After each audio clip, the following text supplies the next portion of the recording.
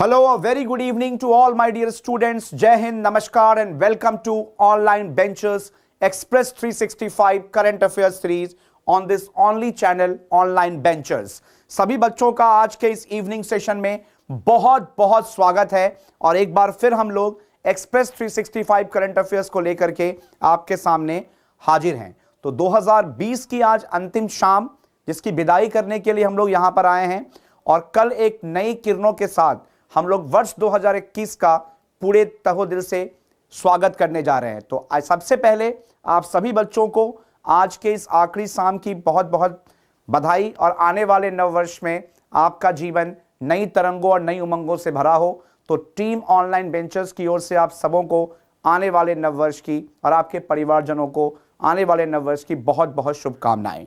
तो सभी बच्चे फटाफट आज के सेशन से एक बार जुड़ जाएं ताकि हम लोग आज के इस इंपॉर्टेंट सेशन को स्टार्ट कर सकें, ठीक है ना। चलिए, जो बीत गया उस पर हमें बिल्कुल रोना नहीं है और जो हमारे जीवन में अच्छा हो सकता है उसी उम्मीदों के साथ हम लोग आने वाले वर्ष का पूरे दिल से स्वागत करेंगे, ठीक है ना। तो बच्चों, जो हमारे साथ नए सब्सक्राइबर आज शाम जुड़ रहे हैं, ठीक है ना, वो लोग प्लीज हमारे ऑनलाइन बेंचर्स के मोबाइल ऐप को डाउनलोड कीजिए और ऑनलाइन बेंचर्स की तरफ से आप सभी बच्चों के लिए नव वर्ष के अवसर पे, न्यू ईयर के ऊपर पे एक बहुत मेगा सेल चलाया जा रहा है जिसमें आप सभी ऑनलाइन बेंचर्स के जो कोर्सेज हैं उस पे फ्लैट 21% डिस्काउंट जो है वो अवेल कर सकते हो, जिसके लिए आपको OB 2021 कोड को यूज करना है कोर्स को परचेस करने के लिए।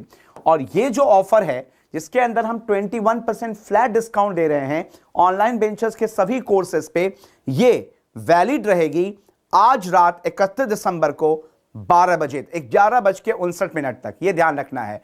तो भाई, इससे पहले कि तुम मूड बना लो, पहले इस कोर्स को खरीदने का मूड बना लो, ठीक है ना। चलिए, अब आज के शाम की सबसे पहली खबर हम लोग लेते हैं किससे, तो बताओ कि आकाश मिसाइल सिस्टम से। मैं बता दूं आपको, हमारी जो यूनियन कैबिनेट है इन्होंने मंजूरी दी है कि आकाश मिसाइल सिस्टम जो है उसे हम लोग अब क्या करेंगे, एक्सपोर्ट पर्पस के लिए भी यूज करेंगे। और इस अप्रूवल के लिए हमारी सेंट्रल गवर्नमेंट ने एक कमेटी का गठन किया गया है, ठीक है ना। जो कमेटी जो है हमें फास्टर अप्रूवल देगी इस आकाश मिसाइल सिस्टम के इक्विपमेंट्स को क्या करने के लिए, एक्सपोर्ट करने के लिए। आपको बता दूं मैं, ये जो आकाश है ये सरफेस टू एयर मिसाइल है जिसकी रेंज 25 किलोमीटर है और इसे 2014 में इंडियन एयरफोर्स में शामिल किया गया था और 2015 में इसे इंडियन आर्मी में शामिल किया गया। और आकाश जो है ये हमारे भारत की सबसे महत्वपूर्ण मिसाइल सिस्टम है, ठीक है ना, जिसे 96% इंडियन टेक्नोलॉजी को यूज करके बनाया गया है। आपको बता दूं मैं, पृथ्वी, अग्नि, त्रिशूल, नाग और आकाश, ये इंटीग्रेटेड मिसाइल डेवलपमेंट प्रोग्राम जो 1982-83 में APJ अब्दुल कलाम के चेयरमैनशिप में स्टार्ट की गई थी, उसी का एक अंश है ये, ठीक है ना। आपको बता दूं मैं कि जब इस मिसाइल सिस्टम को हमारे आर्मी और नेवी में इंडक्ट किया गया, ठीक है ना, तो ये काफी ज्यादा देशों ने इसके लिए अपने इंटरेस्ट को शो किया। अब बता दूं मैं, जो कैबिनेट का अप्रूवल है वो अलाउ करेगा इंडियन मैन्युफैक्चरर्स को कि वो अलग अलग कंट्रीज में इन आकाश मिसाइल को बेचने के लिए उसके कंपटीशन में क्या कर सकते हैं, तो आप बता सकते हो पार्टिसिपेट कर सकते हैं। इसको आपको ध्यान रखना है। आपको बता दूं मैं, अब तक जो इंडियन डिफेंस एक्सपोर्ट है उसमें हमने केवल डिफेंस मैन्युफैक्चरिंग में यूज होने वाले जो पार्ट्स और कंपोनेंट्स है उसको इंक्लूड किया था। ये पहली बार ऐसा हो रहा है जब हम पूरे मिसाइल सिस्टम को बना करके इंडियन टेक्नोलॉजी के बेसिस पे एक्सपोर्ट के लिए क्या करेंगे, यूज करेंगे। आपको बता दूं, जो कमेटी फॉर्म की गई है इस डिफेंस एक्सपोर्ट के फास्टर अप्रूवल के लिए, ठीक है ना, आकाश के लिए, आपको ध्यान बता दूं कि इस पर्टिकुलर कमेटी के अंदर आपको ध्यान रखना है, रक्षा मंत्री हैं हमारे, एक्सटर्नल अफेयर मिनिस्टर विदेश मंत्री हैं और जो हमारे राष्ट्रीय सुरक्षा सलाहकार हैं, नेशनल सिक्योरिटी एडवाइजर हैं, उनको शामिल किया गया है। यानी कि ये जो आकाश मिसाइल को एक्सपोर्ट करने की बात चल रही है उसके फास्टर अप्रूवल के लिए जो एक्सपोर्ट कमेटी गठन किया गया है, उस एक्सपोर्ट कमेटी के अंदर 3 लोगों की सबसे इंपॉर्टेंट रोल होगी, जिसमें पहला नाम है किसका, रक्षा मंत्री, फिर हमारे कौन है, external affairs minister, and third is the national security adviser, that is Ajit Doval. ठीक है ना, इसको बहुत अच्छे से आप लोगों को ध्यान रखना है। चलिए, आज का दूसरा सबसे इंपॉर्टेंट न्यूज जो है वो किस चीज से है, हमारा सहायक एनजी। ये सहायक एनजी क्या है, तो एक और सबसे इंपॉर्टेंट डिफेंस न्यूज आज शाम की ये है कि डीआरडीओ जो defence research and development organisation है, उसने इंडियन नेवी के साथ मिलकर के एक जो फर्स्ट ट्रायल है उसको सक्सेसफुल बनाया है सहायक एनजी को लेकर के। ठीक है ना, ये सहायक एनजी क्या है, ये इंडिया की पहली इंडिजेनसली डिजाइन और डेवलप्ड एयर ड्रॉप्ड कंटेनर है, जिसे IL-38HD एयरक्राफ्ट से टेस्ट फायर किया गया है, या आप कह सकते हो सक्सेसफुली टेस्ट किया गया है गोवा के तट पर। यानी कि आपको ध्यान रखना है कि डीआरडीओ और इंडियन नेवी ने मिलकर के पहला ट्रायल सक्सेसफुल टेस्ट किया है सहायक एनजी, जो कि भारत की पहली अपनी ही तकनीकों से विकसित और डिजाइन एयर ड्रॉप्ड कंटेनर है, जिसे इंडियन नेवी ने IL-38HD टेस्टिंग विमान से गोवा के तट पर टेस्ट किया है। ये जो ट्रायल है इसे कंडक्ट किया गया था भारतीय नौसेना के द्वारा, ताकि जो ऑपरेशनल लॉजिस्टिक कैपेबिलिटी है उसको हम क्या कर सकें, इनहैंस कर सके, specially engineering stores to ship which are deployed more than 2000 kilometre from the coast. मतलब ऐसे जहाज जिनको हमारे तटों से 2000 किलोमीटर की दूरी पर डिप्लॉय किया जाता है, उनके वर्कलोड को कम करने के लिए इस इक्विपमेंट की टेस्टिंग की गई है।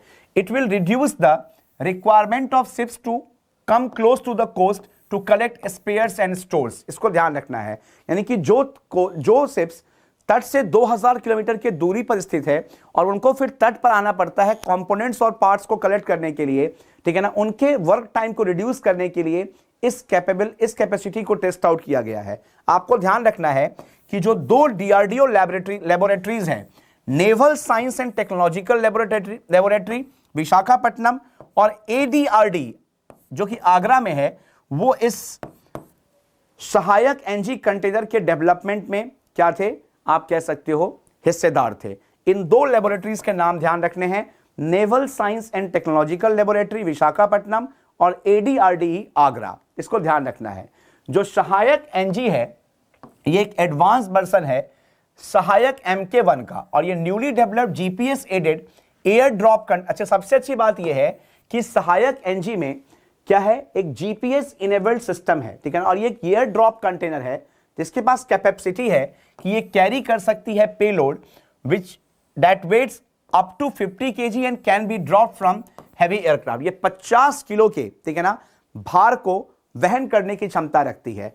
और ये जो सहायक एनजी है एक सैटेलाइट बेस्ड रिपोर्टिंग टर्मिनल है which provides its precise GPS location enabling the ship in distress to pick up critical stores. यानी कि महत्वपूर्ण वस्तुओं को पिकअप करने के लिए ये एक आप कह सकते हो सटीक लोकेशन प्रोवाइड करेगा, क्योंकि इसके अंदर क्या है, GPS इनेबल्ड सर्विसेज फिट की गई है। इसको ध्यान रखना है। चलिए, एक बहुत बड़ी न्यूज है अर्जेंटीना वालों के लिए, और ये आने वाले एग्जाम्स में अच्छा क्वेश्चन बन सकता है कि हाल ही में किस कंट्री ने एबॉर्शन लॉ को क्या किया है, रीडिफाइन किया है। तो आपको ध्यान रखना है कि अर्जेंटीना के जो पार्लियामेंट है उन्होंने लीगल कर दिया है एबॉर्शंस को up to the 14th week of pregnancy, ठीक है ना।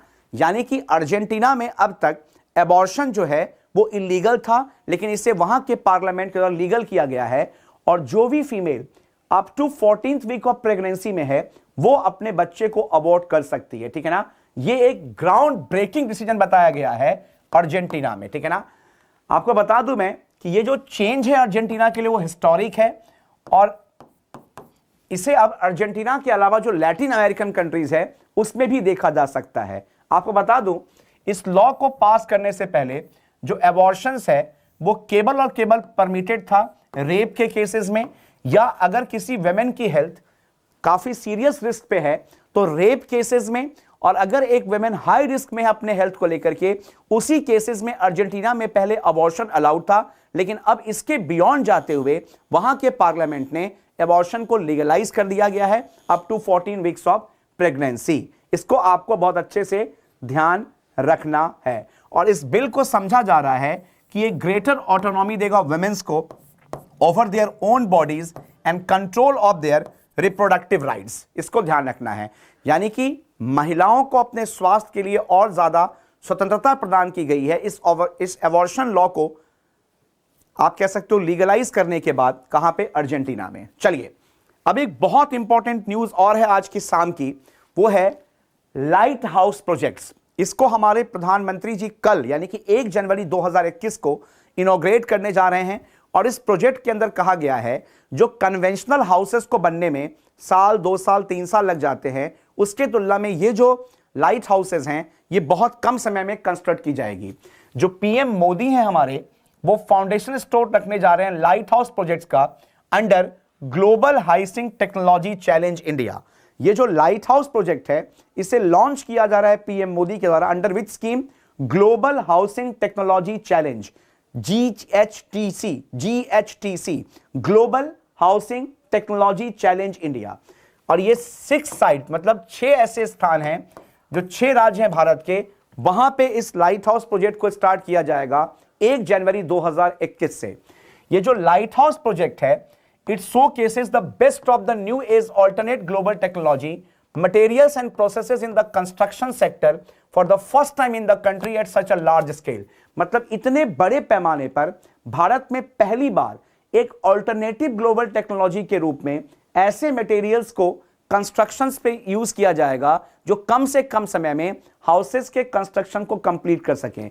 और इसको कंस्ट्रक्ट किया जा रहा है under the GHTC India initiative, जो प्लान कर रहा है to provide an ecosystem for adoption of innovative technologies in the housing construction sector in a holistic manner. यानी कि हम जो कन्वेंशनल तरीके से बिल्डिंग कंस्ट्रक्ट करते आ रहे हैं, घरों को बनाते आ रहे हैं, उन ट्रेडिशनल मेथड्स को ओवरकम करते हुए नई टेक्नोलॉजी को इंट्रोड्यूस करते हुए हमें हाउसेस को कंस्ट्रक्ट करना है। इसमें यह कहा गया है ये जो लाइट हाउस प्रोजेक्ट्स है इसको कंस्ट्रक्ट किया जाएगा इंदौर मध्य प्रदेश में, राजकोट गुजरात में, चेन्नई तमिलनाडु में, रांची झारखंड में, अगरतला त्रिपुरा में और लखनऊ उत्तर प्रदेश में। ये वो पहले 6 इंपॉर्टेंट प्लेसेस हैं जहां पे इस लाइट हाउस प्रोजेक्ट को इनिशिएट किया जाएगा, जिसमें एक बहुत ही इनोवेटिव टेक्नोलॉजीज को यूज की जाएगी हाउस कंस्ट्रक्शन के लिए। ठीक है ना।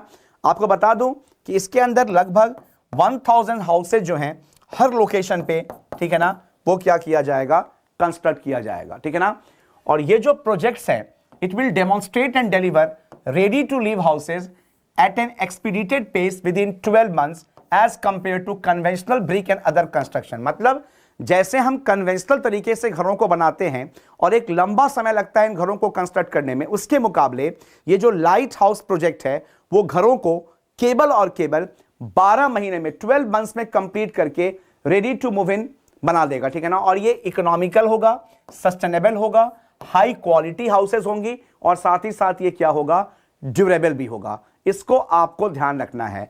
और जब ये लाइट हाउस प्रोजेक्ट को रिलीज किया जाएगा, इनॉग्रेट किया जाएगा पीएम मोदी के द्वारा, तो साथ ही साथ यहां पे एक सर्टिफिकेट कोर्स को भी रिलीज करने की बात की जा रही है ऑन कंस्ट्रक्शन टेक्नोलॉजीज। का नाम रखा गया है नवरीति। क्या नाम है? नवरीति। नवरीति का मतलब क्या है? New affordable validated research innovation technologies for Indian housing. नवरीति क्या है? ये एक सर्टिफिकेट प्रोग्राम स्टार्ट किया जाएगा। किसके लिए? तो कंस्ट्रक्शन टेक्नोलॉजी के लिए। इसको ध्यान रखना है। चलिए, आई होप कि आप लोगों को सभी न्यूज़ेस समझ में आ रही है। Are you all enjoying the session? Are you all enjoying the class?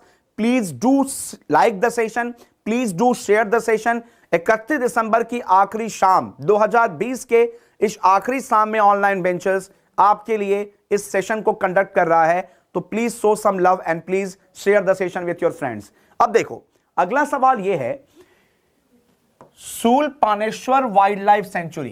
ये जो Shoolpaneshwar wildlife sanctuary कहां पर है? गुजरात में है ये। ठीक है ना, नर्मदा डिस्ट्रिक्ट में। तो वहां पे रहने वाले जो जनजातीय लोग हैं, जो ट्राइबल कम्युनिटीज हैं, उन्होंने प्रधानमंत्री मोदी जी से एक गुहार लगाई है, एक अपील की है कि भाई अभी सेंट्रल गवर्नमेंट ने नोटिफिकेशन निकाला था जिसमें जो 121 विलेजेस हैं इस शूलपनेश्वर वाइल्ड लाइफ सेंचुरी के आसपास नर्मदा डिस्ट्रिक्ट में, उसे इको सेंसिटिव जोन बताया गया है। तो जैसे ही इसको इको सेंसिटिव जोन डिक्लेयर कर दिया गया, यानी कि ये जो शूलपनेश्वर वाइल्ड लाइफ सेंचुरी है इसके आसपास के मौजूद जो 121 विलेजेस हैं इसको इको सेंसिटिव जोन में डिक्लेयर कर दिया। इसका मतलब यह है कि यहां के लोगों को, यहां के जनजातियों को रिहैबिलिटेट किया जा सकता है। इसीलिए यहां के जनजातियों लोगों ने गुहार लगाई है, अपील की है मोदी जी को कि इन सभी विलेजेस को इस नोटिफिकेशन से क्या कर दिया जाए, बाहर कर दिया जाए। ये जो शूलपनेश्वर वाइल्ड लाइफ सेंचुरी है ये एक प्रोटेक्टेड एरिया है गुजरात में, जो कि वेस्टर्न सतपुड़ा रेंज में नर्मदा नदी के दक्षिण किनारे पर स्थित है। तो याद रखिएगा, शूलपनेश्वर वाइल्ड लाइफ सेंचुरी एक प्रोटेक्टेड एरिया है गुजरात में, जो कि वेस्टर्न सतपुड़ा रेंज में नर्मदा रिवर के दक्षिणी तट पर स्थित है, ठीक है ना। और ये कॉमन बाउंड्री शेयर करती है मध्य प्रदेश और महाराष्ट्र के साथ, ठीक है ना। यानी कि ये 3 स्टेट के बाउंड्री पे है, गुजरात, एमपी और महाराष्ट्र। चलिए अब आज की अगली समाचार, आज की अगली खबर यह है, आपने ईडी का नाम सुना होगा, एनफोर्समेंट डायरेक्टरेट का। तो ईडी जब भी किसी केस में किसी भी कल्प्रिट या किसी भी इंडिविजुअल या किसी भी कन्विक्टेड पर्सन के प्रॉपर्टी को अटैच करती है तो उसका मतलब क्या है, what is the attachment of property. ये तो एनफोर्समेंट डायरेक्टरेट है, इन्होंने ऑर्डर इशू किए हैं for the attachment of several properties belonging to former Jammu and Kashmir chief minister in connection with the money laundering in Jammu and Kashmir cricket association case. देखो ये सब चीजें पॉलिटिकल है, आपको पता है इंडिया में कि भाई जहां पे सेंट्रल की गवर्नमेंट होती है और जिस स्टेट में सेंट्रल की गवर्नमेंट नहीं है तो वहां के लोगों को या वहां की सरकार को सेंटर अपने अकॉर्डिंग चलाना चाहती है। इसीलिए आप देखोगे यहां पे ये जो न्यूज आया है उसमें यह कहा गया है कि Jammu Kashmir cricket association case में जो वहां के पूर्व मुख्यमंत्री थे, ठीक है ना, उनको मनी लॉन्ड्रिंग केस में उनके प्रॉपर्टी को क्या किया गया है, अटैच करने की बात कही है। जो ईडी ऑर्डर है ये वैलिड होगा 180 डेज के लिए, उस समय तक के लिए, ठीक है ना।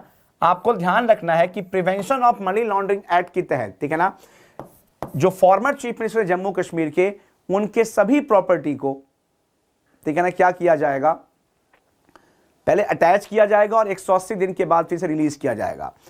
And if it is the accused can challenge the confirmation in the appellate tribunal within 45 days and subsequently in the concerned high court and the supreme court. मतलब कहा गया है ये जो ईडी के ऑर्डर्स हैं ये 180 दिन तक वैलिड होंगे, जिस टाइम पीरियड तक it must be confirmed by the educating authority under the prevention of money laundering act and if it is not confirm the property would be automatically release from attachment. यानी कि अभी जो ये order निकाला गया है जिसके तहत जम्मू कश्मीर के जो फॉर्मर चीफ मिनिस्टर हैं, जिसपे prevention of money laundering act के तहत उनके प्रॉपर्टी को सीज किया गया है, तो ये ऑर्डर 180 डेज तक वैलिड होंगे। और इस 180 डेज के पीरियड तक अगर जो एजुकेटिंग ऑफिसर्स हैं या जो भी ईडी ऑफिसर्स इस प्रॉपर्टी को अटैच कर रहे हैं, अगर वो फेल कर गए इस बात को प्रूव करने में कि मनी लॉन्ड्रिंग में इनका हाथ था, ठीक है ना, तो आप समझो कि वो प्रॉपर्टी 180 दिन के बाद ऑटोमेटिकली फ्री हो जाएगी, ठीक है ना, इसको ध्यान रखना। लेकिन अगर वो इसमें गिल्टी पाए गए तो जो अक्यूज्ड है वो चैलेंज कर सकता है इस एपेलेट ट्रिब्यूनल के पास, ठीक है ना, 45 डेज के विदिन अपने प्रॉपर्टी के सीज होने के बाद, या फिर वो अपने हाई कोर्ट में भी मूव कर सकते हैं अपने सीज प्रॉपर्टी के खिलाफ। इसको ध्यान रखना है। आपको बता दूं जो पर्पस होता है प्रॉपर्टी को अटैच करने का किसी भी एक्यूज की, वो ये होती है कि उस प्रॉपर्टी से जो भी वो बेनिफिट्स कमा रहा है वो उसको बंद कर दिया जाए, ठीक है ना। और लॉ ये भी कहता है for the property to remain out of bounds of the accused until the trial is complete. तो जब तक ट्रायल कंप्लीट नहीं होगी तब तक उस प्रॉपर्टी से वो बाहर रहेंगे, वो उस प्रॉपर्टी के अंदर नहीं रह सकते और उसको यूज भी नहीं कर सकते। इसको ध्यान रखना है। चलिए बच्चों, आज का सबसे पहला सवाल ये रहा, with reference to the Argentina's law on abortion consider the following statement. पहला स्टेटमेंट ये कहता है कि Argentina's Congress legalized abortions up to the 14th week of pregnancy, ये पहला स्टेटमेंट है। और दूसरा स्टेटमेंट कहता है कि prior to the passing of the bill abortions were only permitted in case of rape or when the women's health was at serious risk। ये दो स्टेटमेंट मैंने यहां पे दिए हैं आपको related to the Argentina's law on abortion. आपको बताना है इन दोनों में से कौन सा स्टेटमेंट करेक्ट है? A is only one is correct, B is only two is correct, C is both are correct, and D is neither one nor two. So what is your opinion on this first question related to the Argentina's abortion law? क्या लगता है आपको कौन सा statement यहां पे सही होना चाहिए या कौन सा स्टेटमेंट यहां पे सही है? देखो, अब इस क्वेश्चन के अकॉर्डिंग अभी थोड़ी देर पहले मैंने न्यूज समझाया था, उसमें बताया था आपको कि पहले अर्जेंटीना में जब वुमेन्स का हेल्थ रिस्क पे होता था या जब वो रेप, अगर किसी वुमेन का रेप किया गया है तभी वो एबॉर्शन के लिए एंटाइटल्ड थी। अब इस चीज के आगे जाते हुए 14 वीक्स के प्रेगनेंसी तक एबॉर्शन को लीगलाइज किया गया है, ठीक है ना? तो आंसर क्या हो जाएगा? C option, both 1 and 2। अगला सवाल यह है कि with reference to the attachment of property consider the following statement. अभी जस्ट मैंने ये न्यूज कंप्लीट किया था कि जो फॉर्मर चीफ मिनिस्टर हैं जम्मू कश्मीर के, उनके ऊपर जम्मू कश्मीर क्रिकेट एसोसिएशन में आप कह सकते हो करप्शन के चार्जेस हैं कि उसमें उन्होंने बहुत सारा पैसा बनाया है, गवर्नमेंट्स के फंड को मिसयूज किया है, जिस कारण ईडी जो है उनके प्रॉपर्टी को कॉन्फिस्केट कर रही है या उसके प्रॉपर्टी को अटैच कर रही है। अब पहला सवाल यह पूछा जाता है, स्टेटमेंट ये कह रहा है कि under the prevention of money laundering act, proceeds of crime money generated out of a criminal activity is attached on the directions of the enforcement directorate। दूसरा है कि if the wealth is not available, the agency can attach property equivalent to that value। ये दो statement दिए गए हैं और आपसे पूछा गया है कि with reference to the attachment of property कौन सा स्टेटमेंट जो है वो यहां पे सही होगा। This is the question for you. हाँ जी, फटाफट आंसर करो आप लोग इस क्वेश्चन को। क्या लगता है आपको कौन सा स्टेटमेंट यहां पे सही होगा? With reference to the attachment of property, यह सवाल पूछा गया है आपसे, आप बताओगे both 1 and 2 are correct. Recently seen in news, Shoolpaneshwar wildlife sanctuary is located in which state? अभी जो हाल ही में शूलपनेश्वर वन अभ्यारण्य जो है वो चर्चाओं में था, वो इनमें से किस राज्य में स्थित है? ए उत्तर प्रदेश, बी गुजरात, सी बिहार या डी पंजाब? ये बताना है आपको। शूलपनेश्वर वाइल्ड लाइफ सेंचुरी जो है ये इंडिया के किस स्टेट में लोकेटेड है? Is it A UP, B Gujarat, C Bihar या डी पंजाब? मैंने बताया था अभी आपको कि यहां इस शूलपनेश्वर वाइल्ड लाइफ सेंचुरी जो कि नर्मदा डिस्ट्रिक्ट में है, जो साउथ ऑफ नर्मदा में स्थित है, आपको मैंने बताया कि यहां पे जो 121 विलेजेस हैं, इसको जो इको सेंसिटिव जोन डिक्लेयर किया गया, इन विलेजेस को इको सेंसिटिव जोन से हटाने के लिए पीएम मोदी से अपील की गई है और यह है कहां पे? गुजरात में। With reference to the Akash missile system consider the following statement. जो भी मैंने फर्स्ट न्यूज पढ़ी थी आकाश मिसाइल सिस्टम के बारे में, जिसके एक्सपोर्ट करने के लिए एक एक्सपोर्ट कमेटी बनाई गई है, उसके बारे में दो स्टेटमेंट दिए गए हैं। आकाश जो है ये एयर टू एयर मिसाइल है with a range of 25 kilometre. ये पहला स्टेटमेंट कह रहा है Akash is country's important missile with over 96% Indianisation. मतलब ये एक ऐसा मिसाइल सिस्टम है, एक ऐसा महत्वपूर्ण मिसाइल सिस्टम है भारत का जिसमें 96% जो कंपोनेंट्स यूज किए गए हैं इस आकाश मिसाइल सिस्टम को डेवलप करने में, वो इंडिजेनाइजेशन है, यानी कि हमारे खुद के तकनीकों के आधार पर विकसित किया गया। क्या लगता है कौन सा स्टेटमेंट सही है related to the Akash missile system? फटाफट आंसर करो आप लोग, quickly go for the answer.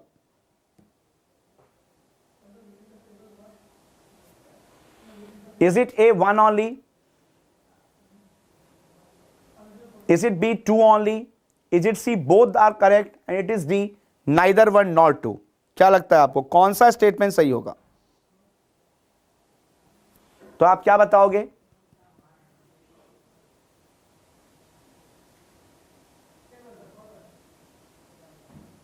इसमें दोनों स्टेटमेंट सही है, यह ध्यान रखना है, इसमें दोनों स्टेटमेंट सही है। With reference to the Sahayak NG consider the following statement. Sahayak NG से संबंधित इस स्टेटमेंट को देखो आप। ये इंडिया की पहली इंडिजिनसली डिजाइन और डेवलप्ड एयर ड्रॉप कंटेनर है और जो सहायक एनजी है ये एक सैटेलाइट बेस्ड रिपोर्टिंग टर्मिनल है जो प्रोवाइड करता है प्रिसाइज जीपीएस लोकेशन को, enabling the ship in distress to pick up critical stores. यानी कि ऐसे शिप जो डिस्ट्रेस में हैं, जो बिल्कुल आप कह सकते हो डूबने की कगार पे है, वहां से क्रिटिकल स्टोर्स को उठाने के लिए ये जो एयर ड्रॉप कंटेनर है, इसमें जीपीएस लोकेशंस इनेबल सिस्टम है। ये दो स्टेटमेंट दिए गए हैं और आपसे पूछा गया है कि कौन सा स्टेटमेंट करेक्ट है with related to the Sahayak NG. फटाफट बताओ आप लोग। तो इसमें देखोगे ए ऑप्शन है 1 ओनली, बी ऑप्शन है 2 ओनली, सी ऑप्शन है both 1 and 2 and D option is neither 1 nor 2। आप बताओगे इसमें दोनों ही स्टेटमेंट जो है वो क्या है, करेक्ट हैं। तो बच्चों आप लोग हमारे टेलीग्राम चैनल को सब्सक्राइब कीजिए, ठीक है ना।